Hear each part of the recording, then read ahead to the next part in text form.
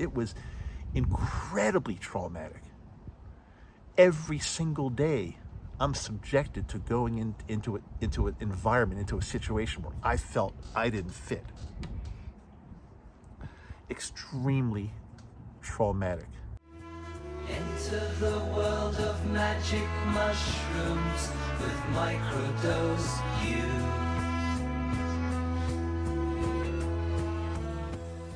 So mushrooms really help me do the work. I've talked about this for so long. You can't just eat magic mushrooms and go about your day, go about your life and just hope for the best. They teach you, they get you to dig really deep. And what I want to share with you today is something that has been brought to my attention, brought to the surface from the mushrooms, no doubt. So right now, as we speak, I'm down in southern Utah. I took my little camper van down into the desert here for just a little kind of, I just wanted to get away from the city, from Salt Lake, and just kind of reflect and think deeply and just come up with some things that I think that have occurred in my life that have gotten me to where I am now, both good and bad. And once I come up with them, then I figure out what to do about them. And I'm going to share something with you right now that I've honestly never shared before. And this stuff just keeps coming to the surface. And you know, one of the last episodes I shared with you was it's come to my attention that I definitely have issues with OCD on some spectrum level, ADHD, and possibly, I'm not sure, and some of you have written in and confirmed that, yeah, you think it's true, possibly some type of autism on the spectrum. It's possible. A lot of things bother me a lot, like noises. I talked to you about that last episode, so I won't go back into that. However, I did come up with something now that I think has really affected my life, and probably it could be one of the biggest things ever that got me to where I am and got me into a lot of craziness in my life, and I will share that. And it's a little bit difficult to share, actually, so bear with me. This goes back to when I was 5 years old. And I know my parents were trying to do the right thing for me. They were trying to do me a favor and trying to make my life as good as it possibly could be. However, for some reason, my mom felt it would be really good for Dave to start first grade early. In other words, we're going to put him in this private school. He's going to start at age 5 instead of age 6. So he'll be ahead of everybody in some way. I don't know. I don't know what the thinking was really exactly, but I started first grade at 5 years old.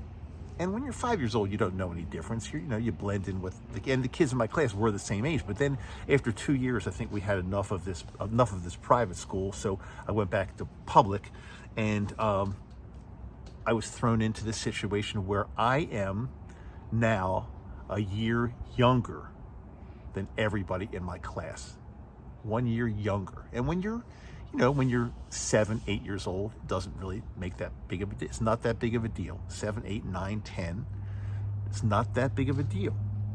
But as you start getting a little bit older, and as you start maturing, and everybody's going through puberty, and you're not only a year behind them, but you also turn out to be like a late bloomer, that is where a lot of trouble can begin.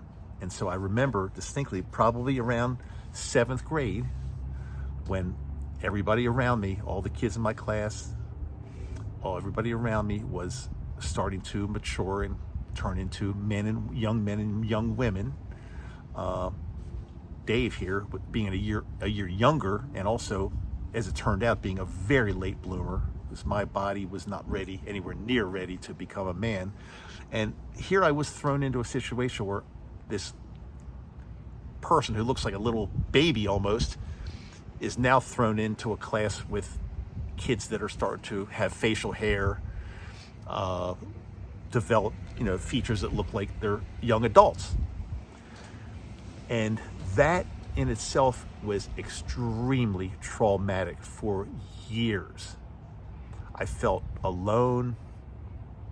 I felt isolated. I felt like I had a few close friends, but past that, I was definitely not one of the cool kids in the class at all. I was not even, I just felt like I wasn't even a part of the class. I was like this, almost like this outsider this little kid who's thrown into this class where everybody else is growing up, and he wasn't growing up. It was a really, really, really difficult situation, and I had to adopt or adapt, whatever I can always get those words confused. Adopt or adapt personality traits that would somehow help me fit in as best as possible in a situation where I felt I didn't fit at all. So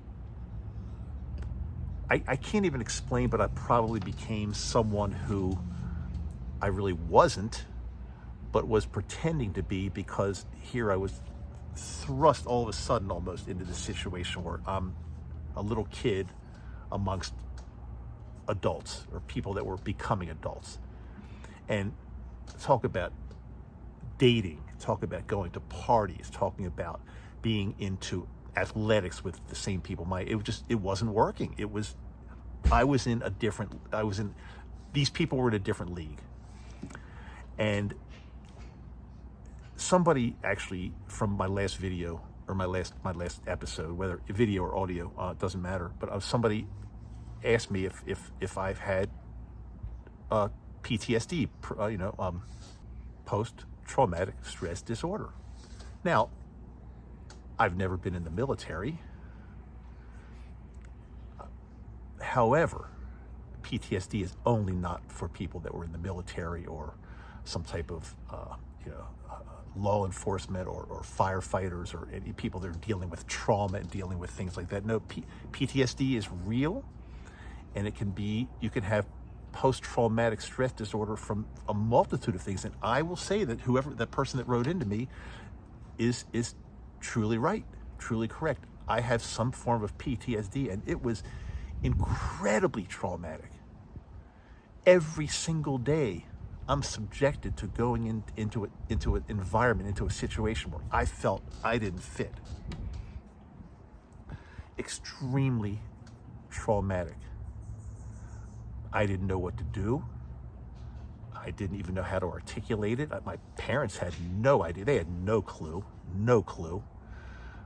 I had to make the best of my life in a way that a 13 or 14 or 15-year-old kid can figure out to do. In those days, it was uncommon for parents to figure out that their kids are depressed or have anxiety or some type of trauma and send them to therapy. That was uncommon back in, it just didn't happen. And there was a really negative stigma attached to that. Back in my day, back in those days, anybody that was receiving like therapy was like, there was something wrong with them. It was perceived that way, that they're going to a therapy. Something's wrong with them. They're mentally ill. Something's wrong with them. So it just, stuff like that wasn't really talked about. At least as far as I knew, it wasn't talked about. So this was really difficult. And by the time I got to college on my own, I felt there was so much of this pent up traumatic energy. I did some things that were so stupid and so bad that I won't even talk about. I won't even talk about right here, because I was just somehow getting rid of this energy that had been accumulating for years, and it was not good. It was not good at all. So I'm not angry at anybody. My mom is still alive. My dad passed away several years ago. I've never been angry at all. I think they were trying to do the best that they could do for what they believed at the time was right. I have no anger. I've got a great relationship with my mom. I love her. I think were they naive? Yes, very naive. And not only naive in starting me a year earlier in school, but not being able to pick up on the signs of depression and not fitting in, and spending a lot of time at home on my bed listening to music and not being, I mean, again, I had friends. I don't want to make it sound like I was a loner and was this recluse who never came out of the house. That's not the case. But there were many times I spent alone in my bed, studying album covers, listening to music very deeply because I felt like I didn't have anything else that I could do. I think I came out of it okay. I mean, again, I don't want to say that my life has been horrible. My life's not been horrible. And right now I want to say my life is really, really good. However, I do recognize that a lot of the things I'm going through now, a lot of the issues that I have were based and stemmed from things that happened in childhood. Sorry, I'm in a campsite here with my van, and people are behind me. I don't know what they're doing. They're probably raking leaves, or I'm not sure what's going on, but ignore them. See, this is an example. I lock into that sound in back of me. Somebody's like raking leaves or something like that, and they're talking. And I lock into that, and I can't escape from it. I was almost ready to turn the recording off and say, I can't do this. This is weird. That most people would never even think about that. But I was literally almost ready to turn this off and say, I can't record this today. There's something going on back there. And so this is an example of what I'm struggling with. Yes, I did a very nice dose of mushrooms a little while ago. I feel like they've brought a lot of this to the surface more, and I'm able to talk about it. That's one of the reasons I came down here to the desert. I should have gone to a more isolated area where there's nobody else around, but I didn't do that. I came to a little campground, which is fine, which is totally fine. But then I deal with conversations and people raking leaves that is distracting to me, and I can't continue with what I'm doing.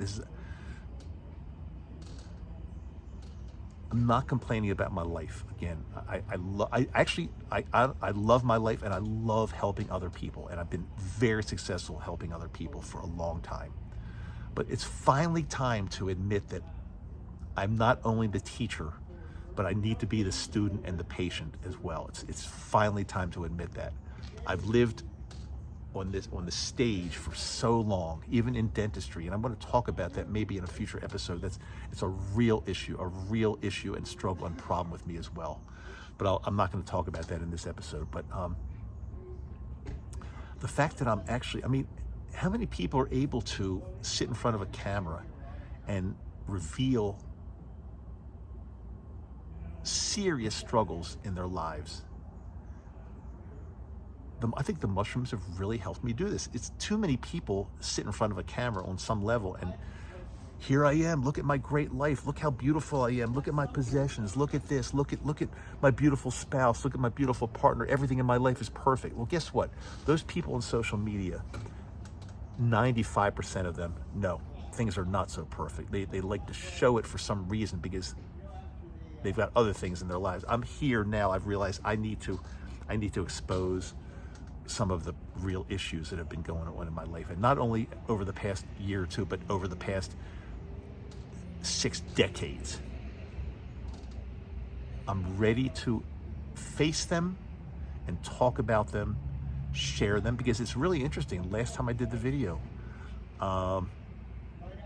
so many of you, and a lot of the engagement is on the YouTube channel. So many of you. Because on Apple Apple Podcasts and Spotify, you can't really comment. You can on Spotify, you can, but it's not easy, and nobody sees it. But on YouTube, so many people commented, Dr. Dave, thank you for sharing. I've got the exact same thing going on. So I'm so glad that you're talking about this, because I've been experiencing the exact same thing. So it gives me more motivation to not only share my serious struggles, but knowing that when I do, there's probably at least one other person out there that's saying, I've got the exact same thing going on in my life, and I'm going to watch you, because if you're figuring it out, I'm going to figure it out as well. So I'm getting there. I'm really happy with progress. Again, the mushrooms are an incredible tool for me. I so believe in them, because like I said, the first year, anxiety and depression gone. Second year, figuring out more spirituality and universal stuff. Third year, physical health, seriously improving.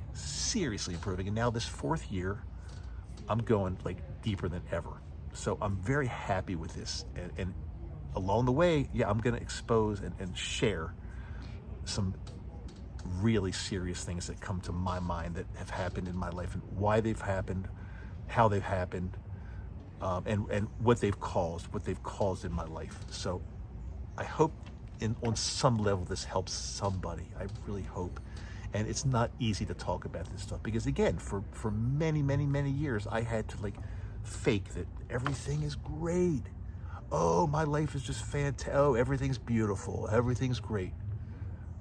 But was it really?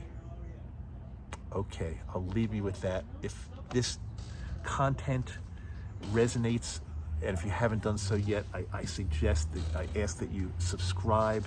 Make sure you check make sure you get notifications enabled so you don't miss any episodes. I do 2 episodes a week, Wednesday and Fridays. I've got a website, microdoseu.com. It's exactly the way it sounds, microdose with the letter U.com.